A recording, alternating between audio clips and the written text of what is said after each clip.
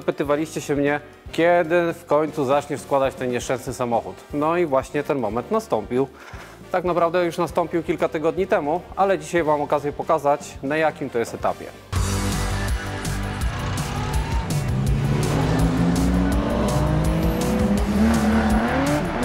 Witamy na kanale YouTube magazynu Classic Auto. Żeby w ogóle ten samochód mógł w końcu kiedyś stanąć na koła, to postanowiłem zacząć od zawieszenia, bo jak pamiętacie, mieliśmy dużo elementów pokrytych proszkowo, mieliśmy dużo elementów ocynkowanych, galwanizowanych tak naprawdę na złoto i starałem się to wszystko do kupy poskładać. Ale chodźcie, zobaczycie, jaki jest efekt. Zbiornik paliwa po pełnej odbudowie, już w środku jest nowa pompa, a jak wyglądała wcześniej, to troszkę później Wam pokażę. Osłony termiczne, piękne złote po galwanizacji, nowe amortyzatory. Zobaczcie, te elementy zawieszenia, takie właśnie jak drążki, to są stare drążki. Właśnie po tym malowaniu proszkowym założone są nowe tuleje gumowe. No i myślę, że one teraz nie są gorsze na pewno niż nowe elementy. To na przykład ciekawostka, to jest stary odbój. Tego się niestety nie dało nigdzie kupić, ale z tych dwóch samochodów przynajmniej jedną parę takich odboi udało się znaleźć w całości. To jest może element, z którego jestem najmniej zadowolony, bo to są przewody paliwowe i one nie były w żaden sposób, żadnej renowacji nie zostały poddane. Trochę zrobiłem to świadomie. Pierwsza sprawa jest taka, że one są bardzo długie i nie chciałem ich przecinać, żeby się zmieściły do tej wanny. Druga sprawa jest taka, że też nie chciałem, żeby ten kwas podczas wytrawiania przewodów przed galwanizacją dostał się do środka, ponieważ nie są skorodowane, nie będziemy kusić losu. Wyglądają tak, jak wyglądają, ale na pewno nie będzie ich widać, jak pójdzie tutaj skrzynia biegów i wał, więc to musi zostać w ten sposób, jak jest. Sporo osób mnie pyta, skąd ja wziąłem takie nowe elementy. Słuchajcie, to jest wszystko stare. Jak pamiętacie, zaciski po galwanizacji, piasty również, nawet tarcze hamulcowe to są stare, bo w jednym z samochodów były na tyle niezużyte, jak zresztą to widzicie, że warto było je zostawić. Wszystkie te osłony i tak dalej, kolumna cała, wszystko jest po renowacji. Wkład amortyzatora jest nowy, no bo tutaj to się udało dokupić. Przekładnia kierownicza. Trochę z nią było zabawy, ale w środku są wymienione no, praktycznie wszystkie elementy, które są eksploatacyjne. Łożyska, ustawione są luzy, zalany świeży olej. Część uszczelek trzeba było podocinać, bo nie dało się ich dokupić. Trochę było przygód z odbudową tej przekładni, bo jak ją pierwszy raz zamontowałem, przychodzę następnego dnia, a tutaj plama oleju. Mówię, no fantastycznie, ciekawe, którędy cieknie. No ale na szczęście okazało się, że ciekło tylko po gwincie, więc udało się to rozkręcić, skręcić ten gwint na klej i jak na razie jest ok. Zobaczymy, jak to wszystko zacznie jeździć. Stabilizator przedni też stary, też odbudowany. Co mamy w środku? Żeby było widać, co mamy w środku, to opuszczę ten samochód i sobie porozmawiamy o tym, co mamy pod maską. Dlaczego ten samochód jest ostreczowany? Z prostej przyczyny. Trochę się tutaj kurzy. Żeby tego lakieru nie porysować, postanowiłem go zabezpieczyć tą czarną folią. I tak naprawdę dopiero ją zdejmę, jak skończę składać, żeby zobaczyć efekt wow na koniec odbudowy. W komorze też już trochę popracowałem, bo poskręcałem część przewodów hamulcowych, nawet tutaj te dźwigienki od gazu i tak dalej, częściowo są przygotowane. Trochę pracy było nad mechanizmem wycieraczek, bo wszystkie te przeguby trzeba było powymieniać, podorabiać i tak dalej, więc no ze 2-3 wieczory na pewno nad tym spędziłem, ale nawet udało się te elementy gumowe dopasować od innego samochodu, założyć nowe i to wszystko, mam nadzieję, że nawet podczas deszczu będzie działać. Sporo też rzeczy z elektryką. Mówiłem, trzeba dokupić wiązkę w komorze silnika, wiązkę całosilnikową. Nie dało się tego kupić w dobrym stanie, więc z tych dwóch wiązek, które mi zostały, zrobiłem jedną, mam nadzieję, że działającą. Jeszcze nie wszystkie elementy są pokończone, dlatego że dopiero jak tutaj będzie zamontowany silnik, no to będzie wiadomo, jakiej długości te przewody powinny zostać i czym powinny się kończyć. Ale większość jest, część wtyczek udało się uratować, część udało się założyć na przykład od Toyoty MR2. Jeszcze niektóre pasowały od tych starszych modeli, więc myślę, że że ten samochód nie spłonie chyba. Przynajmniej nie przez wiązkę. W środku tak naprawdę prawie nic nie mamy. Jest położona wiązka i jest zrobiony zespół nawiewów. To się udało wszystko odbudować. Wbrew pozorom z tym też było sporo pracy. Nie wiem, czy to będzie widać, ale może z tamtej strony podejdziemy. Tu po 40 latach tak naprawdę wszystkie te uszczelnienia gąbkowe, które były w tym zespole nawiewów, praktycznie nie istniały. Więc trzeba to było wszystko rozebrać na części pierwsze i oczywiście wszystkie te uszczelnienia powymieniać, ponaklejać nowe, częściowo podorabiać i poskładać do kupy. Mam nadzieję, że to wszystko będzie działało. Póki co te nawiewy się gdzieś tam przesuwają, wszystko jest zrobione jak należy. Mam nadzieję, że elektrycznie po podpięciu akumulatora też to wszystko będzie działało. Dobra, to Ci jeszcze opowiem trochę o zbiorniku paliwa, bo z niego na razie jestem dumny. Poza tym, że jest po całej odbudowie, to pierwsza spora trudność, jaką spotkałem, to była pompa paliwa. Teraz już jej nie zobaczycie, jest przykręcona na nową uszczelkę, zrobiona i tak dalej, ale pokażę Wam, jak wyglądała ta pompa paliwa przed odbudową. Tutaj mamy trochę elementów, które były wyciągnięte właśnie ze zbiornika. Pływak, jak widzicie, są dwa, dlatego że żadnego z nich się nie udało uratować. Dopasowałem pływak od innego modelu, już nawet nie pamiętam od jakiego, od jakiejś Korolki setki, chyba z lat 90. Oporności się zgadzały, więc mam nadzieję, że też wskazania poziomu paliwa będą ok. Sama pompa paliwa, no obydwie były w takim stanie. I właśnie, jeżeli ktoś się pyta, co się dzieje, jak się jeździ na paliwie z domieszką alkoholu, tak jak na przykład 85% pewnie jest w Stanach, no to właśnie, to się dzieje z elementami gumowymi. Zobaczcie, te jeszcze się w miarę trzymają, ale wyobraźcie sobie, że z drugiej pompy ten element to jest właśnie to. To się wszystko rozpuściło i te elementy gumowe kompletnie już nie istnieją. Więc na tą pompę spędziłem na pewno 3-4 wieczory, kilkanaście godzin, żeby doprowadzić to do ładu. Działa, natomiast jak wlejemy paliwo, włączymy zapłon, to dopiero się okaże, jaki jest efekt finalny. To jest taka guma, która uszczelnia przejście wlewu paliwa, tych rurek do odpowietrzenia zbiornika paliwa i tak dalej. Generalnie ona jest tutaj. O, to jest właśnie ten element. No i nie udało się go kupić nowego. Obydwa były w takim stanie, ale ktoś mądry podpowiedział mi metodę. Jak masz taką gumę popękaną, to weź sobie te braki, uzupełnij silikonem, a resztę pomaluj gumą w sprayu. Będzie wyglądało jak nowe. No i generalnie faktycznie tak jest. Wygląda praktycznie jak nowy element.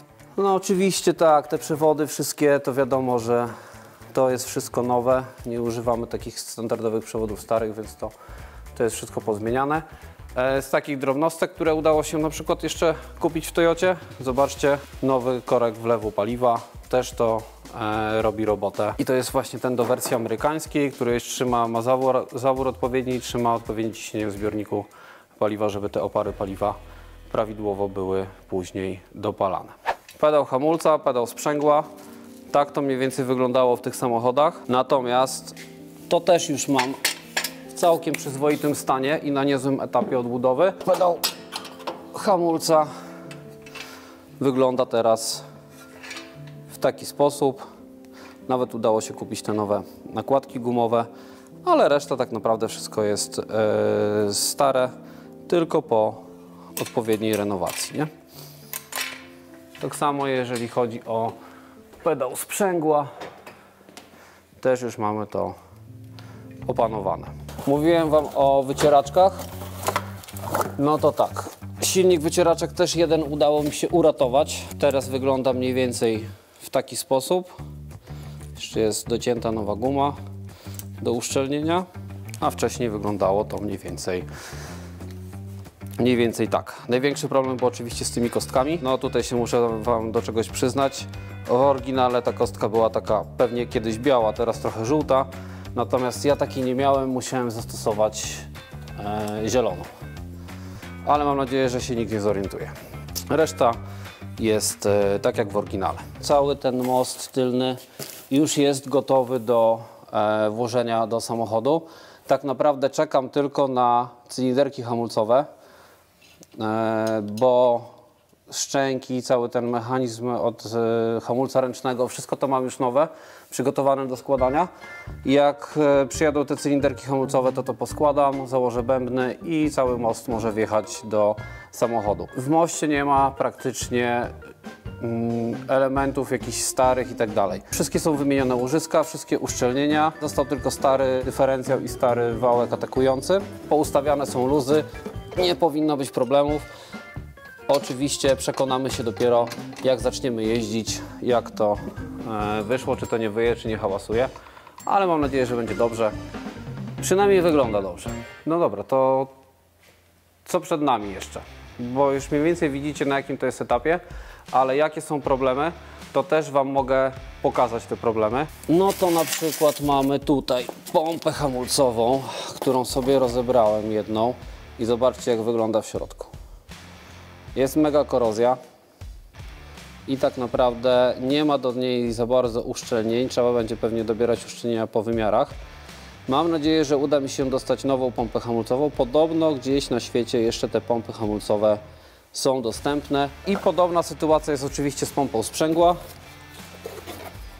bo to jest jeszcze nie rozebrana, ale ta już tutaj jest, widać, że jest cała skorodowana w środku, więc generalnie takie z niej błoto wypływa, więc raczej nic dobrego w niej nie znajdziemy. Jeżeli chodzi o serwo, no to tego nie będę używał. Miałem w drugim samochodzie w całkiem niezłym stanie, ale jak zobaczyłem, jak wyszła komora silnika, to postanowiłem, że za to serwo też się zabiorę. I zobaczcie, mam też sporo elementów przygotowanych do piaskowania. Całe to serwo udało się rozłożyć, więc oddam to do galwanizacji, żeby też wyglądało to przyzwoicie, już nie było takie zaśniedziałe, jak jest tutaj. I mam nadzieję, że uda się to poskładać. Zabieram się też za mechanizm podnoszenia szyb. Udało się dostać takie zestawy naprawcze do prowadnic, więc to wszystko porozbierałem, roznitowałem i mam przygotowane do piaskowania i też to oddam do galwanizacji. No i dopiero później będę to składał. Tak samo prowadnicę. Wszystko wypiaskujemy, nawet nie będzie, no tak naprawdę nie będzie tego widać w samochodzie, no ale nie o to chodzi. Układ kierowniczy, za kolumna też do piaskowania. Tego nie chcę oddawać do malowania proszkowego ze względu na ten mechanizm, który jest podczas wypadku. Powoduje, że ta kolumna się składa, więc żeby tego nie zniszczyć, nie ingerować w to, to wypiaskuję i pomaluję tylko w tym obszarze, w którym trzeba to zabezpieczyć, czyli mniej więcej tutaj, gdzie jest ta korozja. Pewnie dużo osób jest zainteresowanych, co z tymi nieszczęsnymi silnikami. Część z Was na pewno pamięta, jak te silniki niektóre wyglądały w środku. To jest wałek rozrządu, który myślałem, że może uda się uratować, ale raczej nie. Ta korozja jest zbyt głęboka. Udało mi się kupić nowe tłoki, więc super. Nowe panewki, nowe uszczelnienia. Więc teraz blok jest w obróbce. Udało się tam korbowody odbudować, więc jeżeli chodzi o blok, nie powinno być już większych problemów. Z głowicą jest trochę problemów, bo właśnie prowadnicę trzeba będzie dorobić, zawory trzeba dorobić, wałek rozrządu trzeba dokupić jakiś. Mam nadzieję, że uda mi się namierzyć w jakimś dobrym stanie. Więc jeszcze chwila z tym silnikiem nam się zejdzie. Skrzynia biegów. Generalnie podczas rozbiórki skrzyni biegów okazało się, że sporo elementów skrzyni jest zniszczonych, więc mam tutaj taką skrzynię rezerwową. Dogadałem się z Łukaszem, że jeżeli wykorzystam elementy z tej skrzyni, to się po prostu rozliczymy, a jeżeli ta skrzynia jest też tak w słabym stanie jak ta moja, no to mogę mu ją oddać w całości i tak dalej. Elementy skrzyni biegów i silnika, jak widzicie, są przygotowane. Część jest wyczyszczona, część jest pokryta właśnie tą powłoką ceramiczną. No i tak naprawdę za skrzynię już mógłbym się zabierać, gdybym miał trochę czasu, a na silnik czekamy na wyniki obróbki, co z tego wyjdzie, także będziemy to niedługo składać, mam nadzieję. Dobra, nieważne, tam skrzynia biegów. Bez kół ten samochód nie pojedzie. Kupiłem takie koła, nie wiem jeszcze szczerze mówiąc, czy wykorzystam je do celiki, muszę je przymierzyć, zobaczę jak to wygląda. A jak nie wykorzystam do cyliki, to wykorzystam do Korolki 70. Tam na pewno pasują, więc zobaczymy. Ale możecie powiedzieć, co sądzicie o tych kołach. Czy warto się brać za ich odbudowę i próbować przymierzać je do cyliki. Chociaż zresztą możemy jedno przymierzyć nawet. Trochę szeroka ta felga jest, ona ma 8 cali, więc może być troszeczkę za szeroka, ale chyba jak nie te, to w tym stylu będziemy szukali felg do niej. Nie chcę tego robić na oryginałach. Tamta jedna była na takich szprychowanych, a druga była na takich stalówkach. Ani jedna, ani drugie mi się nie podobają, więc to chyba nie będzie. To będzie jeden nieoryginalny element w tym samochodzie. No, 4 nieoryginalne elementy w tym samochodzie. Zabieram się też powoli za nadwozie. Nawet sobie podkładałem tutaj już listwy. To jest chyba listwa górna przedniej szyby. No są w takim sobie stanie. Niektóre są popodginane, mają jakieś zgniecenia i tak dalej. Ale chyba nie będzie wyjścia, bo ciężko jest dostać te listwy idealne. One są ze stali nierdzewnej, więc czeka mnie jeszcze sporo polerowania, żeby to doprowadzić do jakiegoś wyglądu. No ale mam nadzieję, że się uda. No, są niestety takie właśnie defekty, że gdzieś tutaj jest odkształcona ta listwa i tak dalej. Zabrałem się za to, pooglądałem i na razie się zniechęciłem i muszę chwilę od tego odpocząć, przemyśleć, czy idziemy w tym kierunku, no, ale pewnie nie będzie wyjścia. Przy okazji też sobie obejrzałem szyby i tutaj mam wyjętą szybę, te trójkąciki boczne, nie wiem co, z geometrii miałem. W każdym razie nie da się tego doczyścić. Jest to chyba wypiaskowane przez ten pył i tak dalej, więc wszystkie te szyby jeszcze czeka polerowanie. Nie wiem, czy sam się za to zabiorę. Może lepiej oddam to do kogoś, kto się na tym zna, żeby te szyby przetrwały, bo potrzebuję wszystkie, które są na 2 samochody. Więc szyby do polerowania to samo, no, tak naprawdę wszystkie szyby są do polerowania, więc nie będzie tutaj wyboru. Do tych listew udało się kupić. Tak naprawdę są dostępne praktycznie wszystkie elementy gumowe do tego samochodu, do nadwozia. Wszystkie uszczelki i tak dalej. I taki zestaw uszczelek mam. Przypomniało mi się jeszcze przy okazji szukania uszczelek. Są dostępne jeszcze na świecie uszczelki do tego samochodu w oryginalne Toyoty z numerami katalogowymi i tak dalej. Znalazłem też chłodnicę.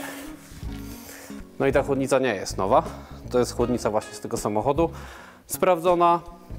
Wymieniony chyba jest w niej rdzeń. Jest odbudowana. Już nawet udało się przykręcić obudowę wentylatora.